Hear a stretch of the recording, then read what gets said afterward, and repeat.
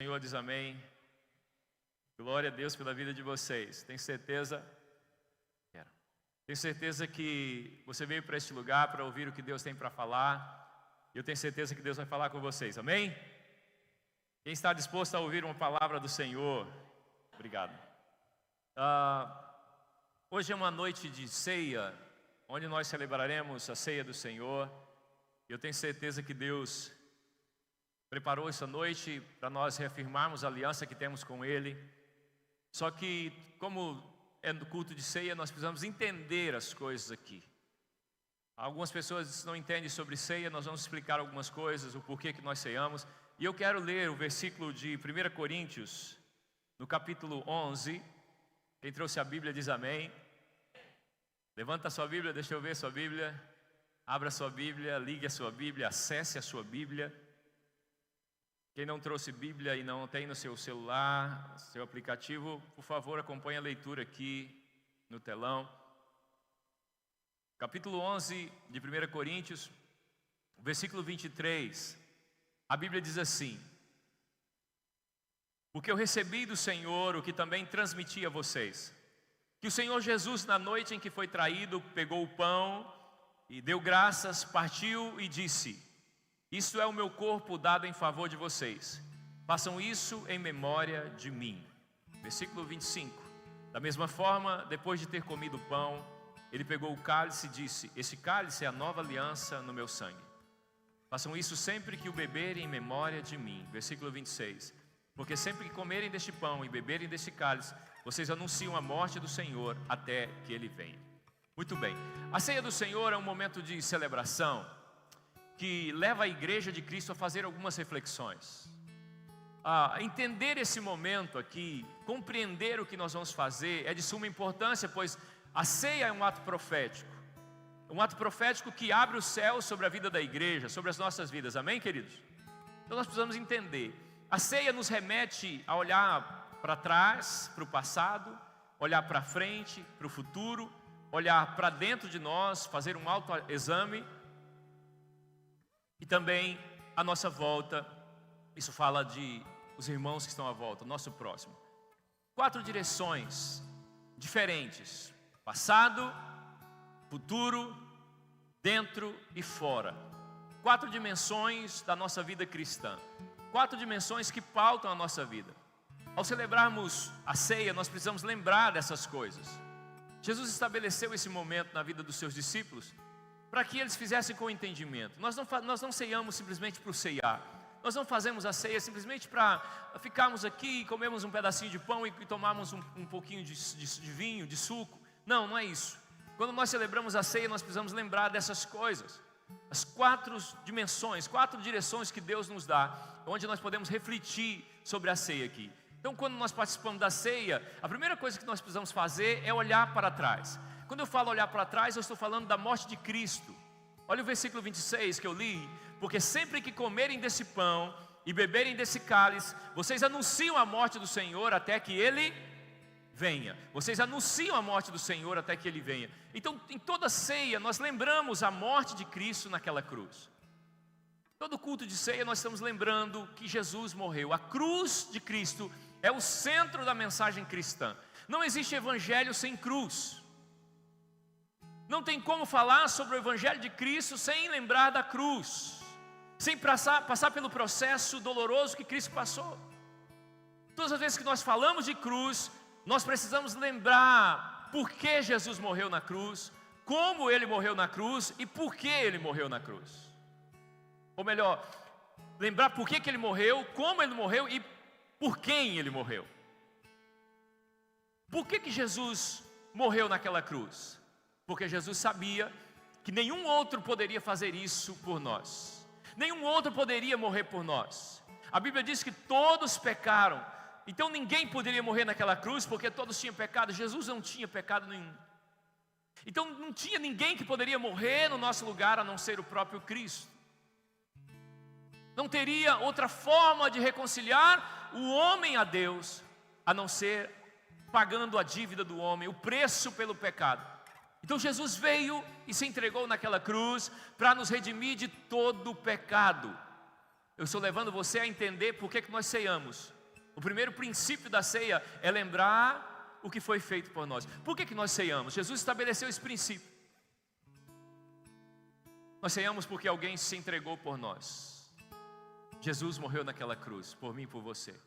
E quando nós ceiamos, nós fazemos em memória da morte e ressurreição de Cristo Jesus, até que Ele venha. Como é que Jesus morreu? A Bíblia diz que Ele esgotou todo o seu sangue, até a última gota. Ele se esvaiu em sangue. Ele derramou a sua vida sobre a morte e a venceu. Escute o que eu estou dizendo. Jesus venceu a morte na cruz do Calvário. Jesus venceu a morte na cruz do Calvário. Nenhum outro poderia vencer a morte, a não ser Ele. Então Ele se entrega, Ele se entregou naquela cruz. Agora, por quem Ele morreu? Jesus morreu por mim e por você. Morreu por nós. Ele se entregou por nós, por nos amar. Por amor Ele se entregou. Por amor Ele veio a esse mundo e por amor Ele se entregou. A Bíblia diz em João 3,16: porque Deus tanto amou o mundo, que deu o seu Filho unigênito, para que todo aquele que nele crê não pereça, mas tenha vida eterna. Jesus morreu por mim e por você. Jesus morreu por amar o mundo, amar você. Ele se entregou. O Filho de Deus se tornou o Filho do homem, para que os filhos dos homens se tornassem filhos de Deus. A Bíblia diz em Evangelho de João, capítulo 1, versículo 12: aqueles que creram, aqueles que o receberam, foi dado o direito de se tornarem filhos de Deus. Só tem uma maneira de se tornar filho de Deus: é tendo Jesus como Senhor e Salvador da sua vida. Jesus morreu por mim e por você. Foi por isso que Jesus morreu. Ele não morreu como cantou o poeta, dizendo que ele não é besta para dar uma de herói. Ele é vacinado, ele é cowboy, cowboy fora da lei. Ele disse que ele não vai entregar a vida dele naquela cruz. Jesus não deu uma de herói. Jesus é o Senhor dos senhores. Ele é o Salvador das nossas vidas. Ele se entregou porque Ele sabia que nós, por nós mesmos, não teríamos condições de nos salvar. Então foi por amor, foi para nos salvar, foi por nos amar. A cruz, deixa eu colocar você a par do que está acontecendo aqui, nesse cenário. A cruz era considerada a pior morte para os romanos. A morte mais horrível, a morte mais cruel, a melhor forma de tortura, a mais cruel forma de tortura para a vida de um homem era a morte de cruz. E Jesus foi torturado. A Bíblia diz que colocaram uma coroa de espinho na sua cabeça, zombavam dele, cuspiam nele, enquanto o espancavam. Mateus no capítulo 26, o versículo 36, olha o que a Bíblia diz. Jesus, ao perceber o que ele ia passar, meu irmão, eu estou falando da grandeza da ceia. Jesus, ao perceber o que ele ia passar, ele tem um impulso, ele começa a sofrer antes do processo. Olha o versículo 36. Então Jesus foi com seus discípulos para um lugar chamado Getsêmani e lhes disse: sentem-se aqui enquanto vou ali orar. Levando consigo Pedro e os 2 filhos de Zebedeu, começou a ficar triste e angustiado. Então lhes disse: a minha alma está profundamente triste, em uma tristeza mortal. Fiquem aqui e vigiem comigo. Aí ele fala para o seu Deus, o seu Senhor, o seu Pai. Indo um pouco mais adiante, prostrou-se com o rosto em terra e orou: meu Pai, se for possível, afasta de mim esse cálice. Não me permita passar por isso. Mas ele diz: contudo, não seja como eu quero, mas sim como tu queres. Jesus sabia que ele teria que passar por esse processo doloroso, de se entregar numa cruz, por mim e por você, que nem tinha nascido ainda, mas por nos amar. Mateus no capítulo 27, o versículo 27, olha o que a Bíblia diz. Vai começar a mostrar o martírio de Jesus, porque primeiro ele vê o que ele tinha que passar e ele começa o sofrimento. Agora ele começa a ver o seu martírio, a crueldade que ele sofreu por nos amar. Olha aqui. Assim os soldados do governador levaram Jesus ao pretório e reuniram toda a tropa ao seu redor.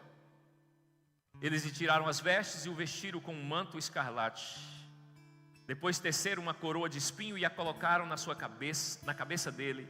Na sua mão direita puseram uma vara. Ajoelharam-se diante dele e começaram a zombar. Saudações, rei dos judeus! Cuspiram nele e batiam-lhe na cabeça com uma vara.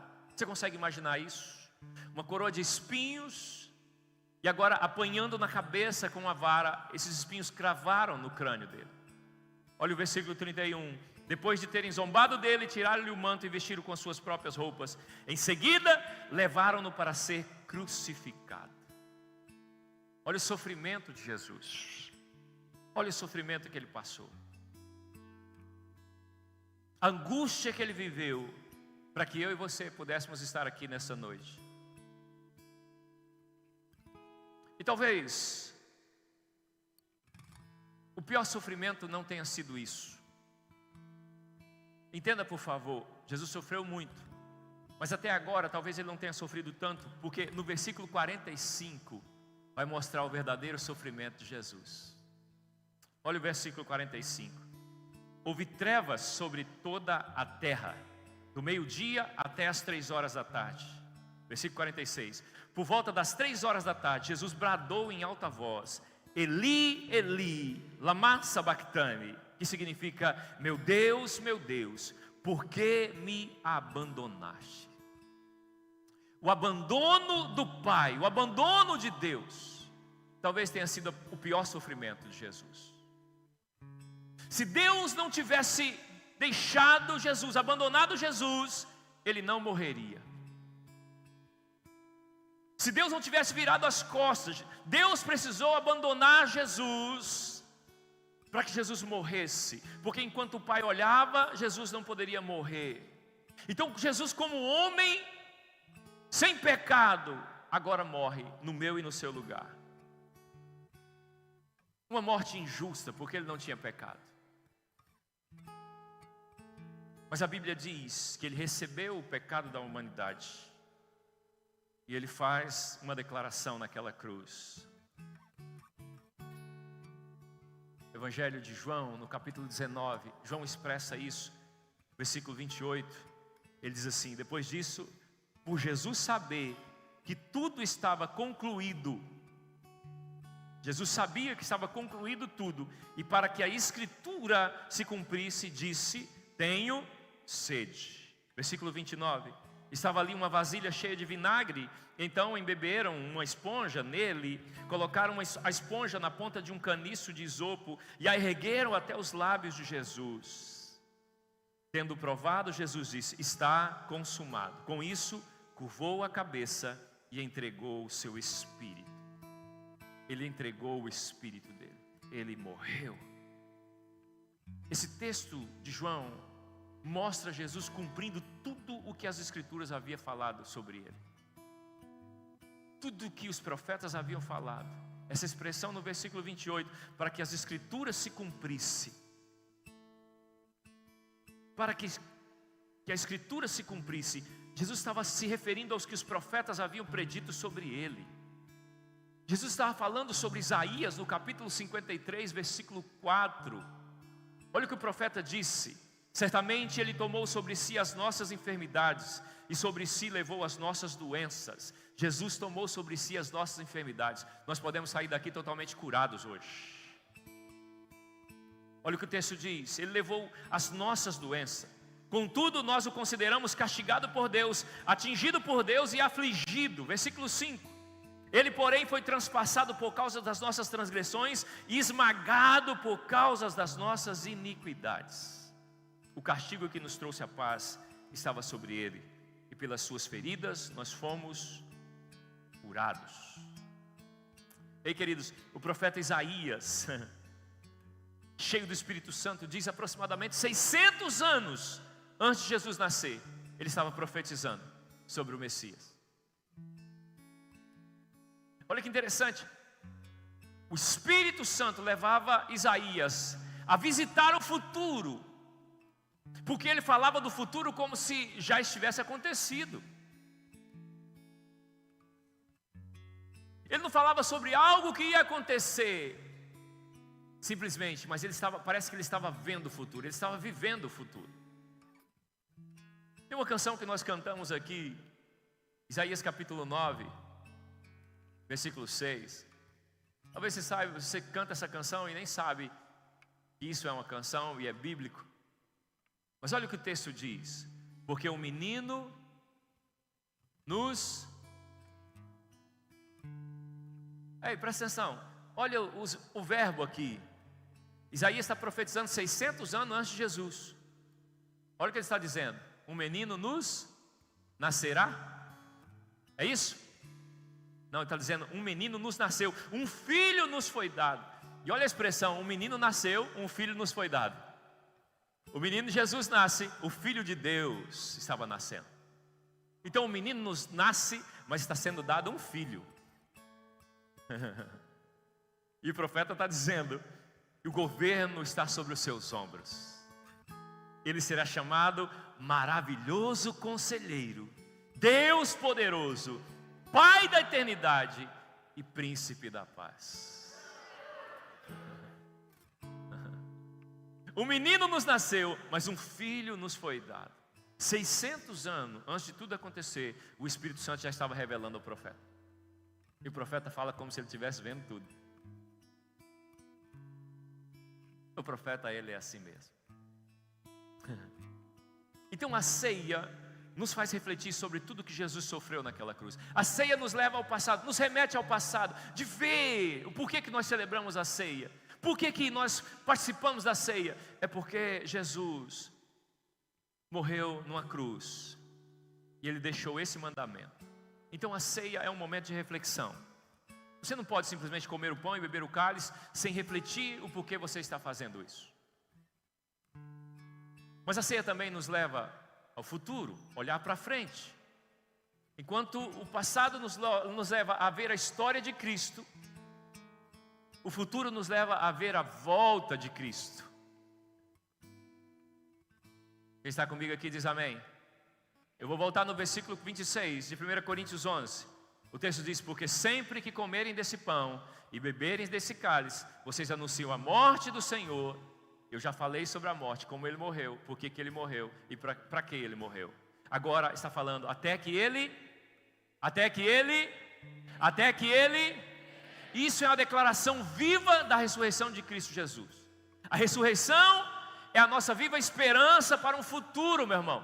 Um dia Jesus voltará. Olha para a pessoa que está ao seu lado e diga para ele assim: um dia Jesus vai voltar. E quando Ele voltar, nós não mais o veremos com o corpo ensanguentado, com o rosto inchado. Nós não mais o veremos com um corpo de humilhação da cruz. Nós o veremos como Ele é. Como o profeta Isaías profetizou, Ele é um Deus poderoso, Príncipe da paz, um Deus glorioso, o Rei majestoso, o autor da criação, Rei dos reis e Senhor dos senhores. Ele morre como o Cordeiro de Deus que tira o pecado do mundo e ressuscita como o leão da tribo de Judá. Ele não virá mais. Ele não virá mais com um olhar de sofrimento, de dor, de angústia. Ele virá como Todo-Poderoso. Ele virá assentado nas asas de um querubim. Ele virá buscar a sua igreja. E esse dia está chegando. O poderoso Deus, o Rei dos reis, Senhor dos senhores, Ele virá buscar a sua igreja. Porque Ele é aquele que venceu a morte e ressuscitou. A morte não pôde prender o nosso Senhor. A morte não pôde prender o nosso Senhor. E porque Ele fez isso, todos aqueles que já morreram crendo nele serão ressuscitados também. Olha o que a Bíblia diz em 1 Tessalonicenses capítulo 4, versículo 13. Primeira carta aos Tessalonicenses, capítulo 4, versículo 13. Olha o que o texto diz. E eu quero que você tome posse dessa palavra em nome de Jesus. Esse texto me dá uma garantia que eu vou ver minha avó novamente, eu vou ver minha mãe, o meu pai, a minha irmã. Isso é reconfortante demais, meu irmão. Eu sei que eles morreram com Cristo. E olha o que a Bíblia me diz: irmãos, não queremos que vocês sejam ignorantes quanto aos que dormem, aos que morreram, para que não se entristeça como os outros que não têm esperança. A nossa esperança é Jesus. Aqueles que não têm esperança, eles vivem triste porque eles não sabem o que vai acontecer. Mas olha o versículo 14. Se cremos que Jesus morreu e ressurgiu, cremos também que Deus, por meio de Jesus, trará com Ele aqueles que nele... Jesus vai ressuscitar aqueles que já partiram. Olha para mim, se atente a isso aqui. Olha o que Deus está revelando para nós aqui, através da palavra. Versículo 15, olha só. Conforme a palavra do Senhor, dizemos a vocês que nós, os que estivermos vivos, os que ficarmos até a vinda do Senhor, certamente não precederemos os que dormem, ou seja, eles serão arrebatados primeiro. Olha lá, versículo 16. Porque dada a ordem, com a voz do arcanjo e o ressoar da trombeta de Deus, o próprio Senhor descerá dos céus e os mortos em Cristo ressuscitarão primeiro. Vamos mais, para você se alegrar e celebrar comigo. Depois, nós, os que estivermos vivos, seremos arrebatados com Ele nas nuvens, para o encontro com o Senhor nos ares. Assim estaremos com o Senhor para sempre. Olha o versículo 18. Portanto, consolem-se uns aos outros com estas palavras. Se você já tem alguém que já dormiu, que já morreu e morreu no Senhor, fica tranquilo. Aí o irmão compôs a música que diz assim: que saudade que me vem a lembrança daqueles que já partiram para o céu. Mas eu tenho uma rica esperança de revê-los novamente lá no céu. Aí diz: lá, meu Pai, lá verei, minha mãe, lá verei, Isaque, Jacó, lá verei, Abraão, e serei seu irmão. Lá verei meu Jesus com as marcas nas mãos. Essa é a nossa viva esperança. Ei, querido, nós estamos olhando para o futuro pelos olhos da fé. E a Bíblia está dizendo que no final está tudo certo. Ei, a Bíblia está dizendo que no final vai dar tudo certo para aqueles que estão confiando no homem que morreu na cruz do Calvário por nos amar. No final vai dar tudo certo. Por causa da cruz, eu tenho a esperança de que um dia o meu Senhor virá me buscar. E está tão pertinho, meu irmão. Ei, irmão Paulo, eu lembrei agora, vendo o senhor aqui. O pai do irmão Paulo está deitado no leito de hospital, já com o Senhor no coração. E eu peguei na mão dele e disse assim: o senhor acredita em Jesus? Ele apertou minha mão, chacoalhou a cabeça. Eu disse: a vida não acaba aqui. Eu disse: eu vou orar para o Senhor. O senhor ama Jesus? E ele apertava a minha mão. O senhor quer Jesus na sua vida? Ele chacoalhava a cabeça, apertando a minha mão. Eu disse: eu vou orar pelo Senhor então. Oramos por ele. No outro dia ele foi para a glória. Agora, irmão Paulo, vai chegar o dia que nós o veremos novamente. E aí ele não vai estar mais com tubos, não vai estar mais enfermo. Porque a Bíblia diz que lá toda lágrima vai ser enxugada, não haverá mais dor, nem morte, nem dor, nem angústia, nem sofrimento. Eu estou falando de um futuro brilhante no Senhor. Eu não sei se tem alguém que acredita nisso aqui. Eu não sei se tem alguém que acredita na palavra de Deus. Então, por causa da cruz de Cristo, eu tenho a esperança de que Ele virá nos buscar. Apocalipse no capítulo 3, versículo 11.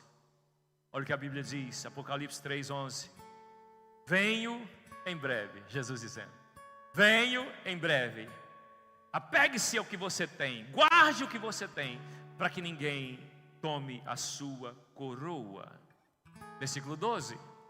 Aquele que vencer será feito por mim coluna no templo do meu Deus, e dali ele jamais sairá. Escreverei nele o nome do meu Deus e o nome da cidade do meu Deus, a nova Jerusalém, que desce dos céus da parte de Deus, e também escreverei nele o meu novo nome. Versículo 13. Quem tem ouvidos, ouça o que o Espírito diz à igreja. Venho em breve. Guarde o que você tem.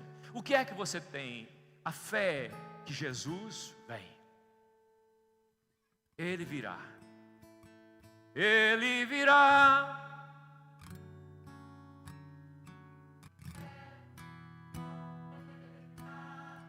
A sua glória. Ele vem, não mais.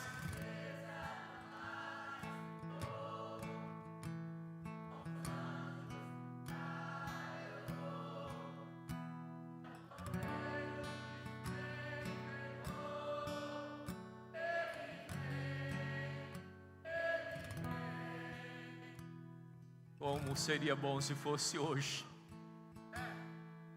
Como seria maravilhoso se fosse agora. Irmão, não tem nada nessa terra que se compare à presença do nosso Deus. Um segundo na presença de Deus é melhor do que uma vida toda nessa terra. Ele está vindo buscar o seu povo. Guarde o que você tem, para que ninguém roube. Guarde isto para que Satanás, o mundo, as circunstâncias adversas ou as pessoas arranquem isso de você. Tem gente dizendo assim: ah, mas vocês falam isso há tanto tempo que Jesus está voltando e Ele nunca voltou. Sabe o que é isso? O diabo tentando arrancar a nossa fé. Porque se hoje eu morrer, Ele já voltou para mim. Se você morrer hoje e morrer com Cristo, Ele já voltou para você. A Bíblia está dizendo que os que dormem com o Senhor vão ressuscitar primeiro, vão ressurgir primeiro no arrebatamento. Eles vão ressurgir e nós encontraremos com eles nas alturas para encontrar com o Senhor. Então não deixa nada roubar essa fé que você tem que Ele está vindo. Quando eu participo da ceia, eu estou olhando para frente, para o futuro. Eu olho para trás para ver o que Ele fez por mim, mas eu também estou olhando para aquilo que Ele deixou declarado na sua palavra. Os profetas falaram que Ele viria, e cumprindo-se os tempos, Jesus veio, nasceu, viveu, morreu, ressuscitou, e antes de subir Ele disse: eu voltarei. O último acontecimento de todos os tempos será a volta de Jesus. Só falta isso. Nós estamos o esperando, sim ou não? Tem alguém esperando Jesus aqui? Diz amém. Eu sei que um dia o Senhor vai me chamar. Por que o senhor sabe, pastor? Porque a Bíblia diz, Apocalipse capítulo 11, versículo 15. Vamos lá, vamos para a Bíblia. Vamos ler Bíblia? Quem está comigo diz amém. Está ligado? Tem algumas pessoas ligadas. Olha o que a Bíblia diz. Versículo 15. O sétimo anjo tocou a sua trombeta. E houve altas vozes do céu. Houve um alvoroço no céu. Quando tocou, houve um alvoroço no céu que dizia: o reino do mundo se tornou do nosso Senhor e do seu Cristo. A Bíblia diz que o mundo está nas mãos do maligno. Agora, nesse momento, olha o que acontece. O reino do mundo se tornou do nosso Senhor e do seu Cristo. E Ele reinará pelos séculos dos séculos. Ele reinará para sempre. Versículo 16. Os 24 anciões que estavam sentados no seu trono. Irmão, isso aqui, toda vez que eu leio isso aqui, isso aqui mexe comigo. Porque eles estão todos esperando, os 24 anciões estão esperando o tocar da trombeta, para que aconteça aqui, ó.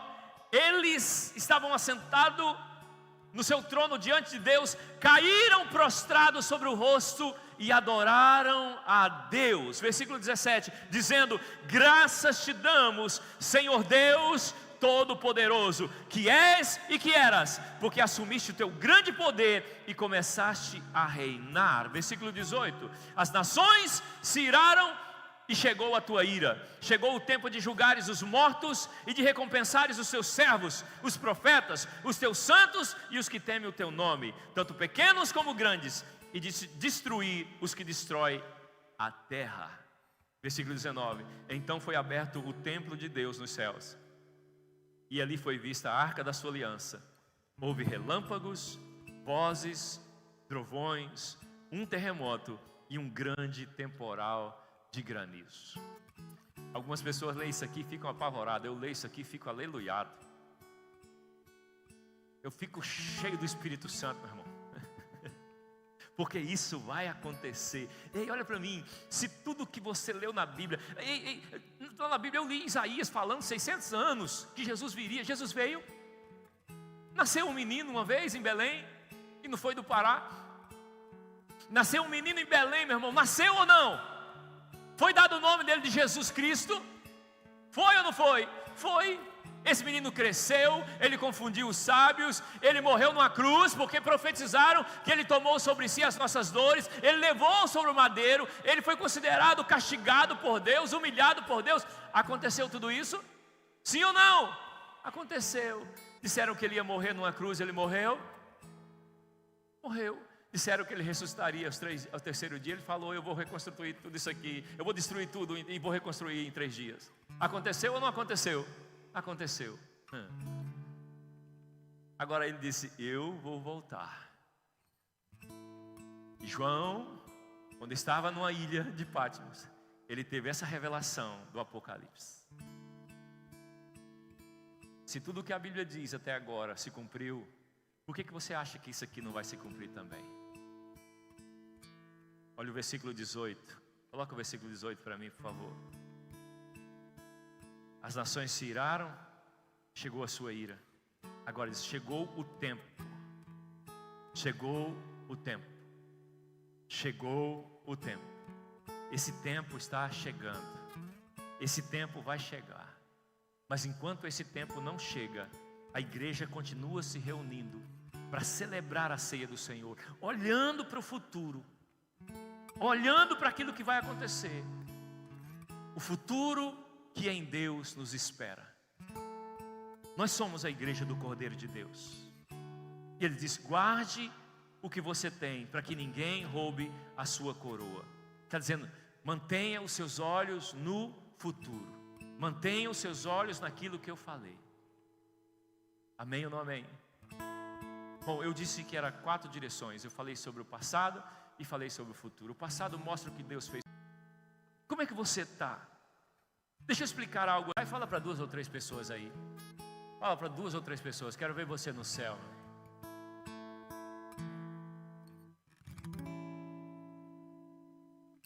Pode vir para cá, o Ministério de Louvor, por favor. Eu sei que não é fácil.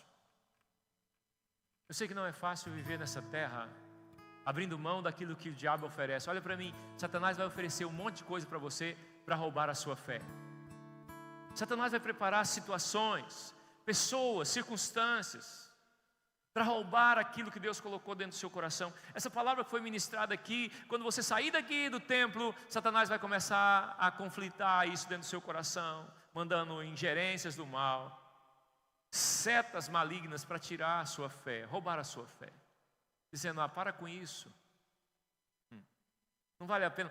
Olha aqui, olha o que Satanás sempre fala: você está perdendo a melhor fase da sua vida. Ei, o diabo sempre diz assim: agora você está vivendo a melhor fase da sua vida, por que você vai entrar com esse negócio de crente? Sabe por quê? Porque ele quer roubar a sua fé. Mas não deixe. Será que olhando para tudo aquilo que Jesus fez por mim e por você, será que não vale a pena viver uma vida para Ele? Olha aqui para mim. Satanás vai dizer que você está perdendo a melhor fase da sua vida. Não, não, ele não sabe. A melhor fase da sua vida ainda está por vir. Porque nós estamos vivendo aqui, meu irmão, se a gente viver mais ou menos aqui 70 anos, 80 anos, mais ou menos, bem, conseguindo pedalar ainda, irmão Paulo. Mas na eternidade nós vamos pedalar também. Ei, gente, eu tenho uma visão de céu, sem forçar teologicamente. Me desculpe os teólogos aqui, os que estão me assistindo. Tem gente que tem uma visão do céu. Tem gente que acha que o céu é um lugar de grama verde, pessoas de branco, camisa de força. É um lugar de grama verde, cheio de gente de branco. Pode ser o hospício, não o céu. O céu é lugar de celebração. O céu é lugar de vida. A Bíblia diz que lá no céu tem uma rua, as ruas são de ouro. Por que Deus fez as ruas do céu de ouro? Para mostrar para você que aquilo que você mais preza aqui, que é valores, lá a gente pisa.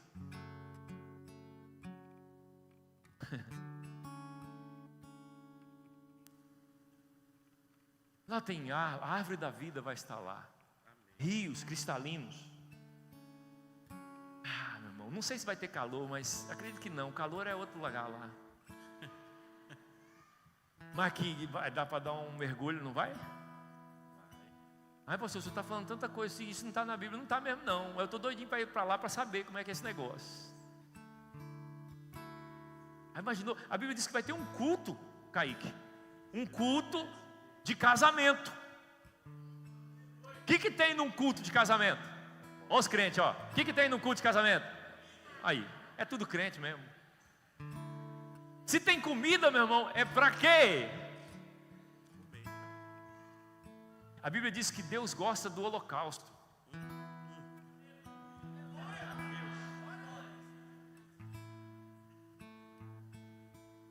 Então nós vamos para um lugar cheio de vida, cheio de vida, cheio de vida, onde não vai mais existir sofrimento, onde não vai mais existir dor, não vai existir mais angústia. Nós vamos para esse lugar. Então vale a pena abrir mão de coisas que o diabo oferece aqui. Você está trocando uma eternidade com Deus por uma noite de prazer. Não faça isso. Você é tão fantasioso, tão passageiro,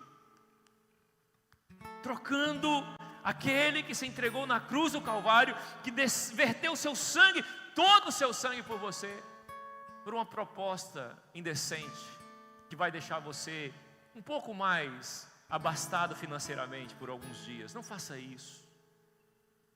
Decida viver para Deus, porque tem a eternidade nos esperando lá.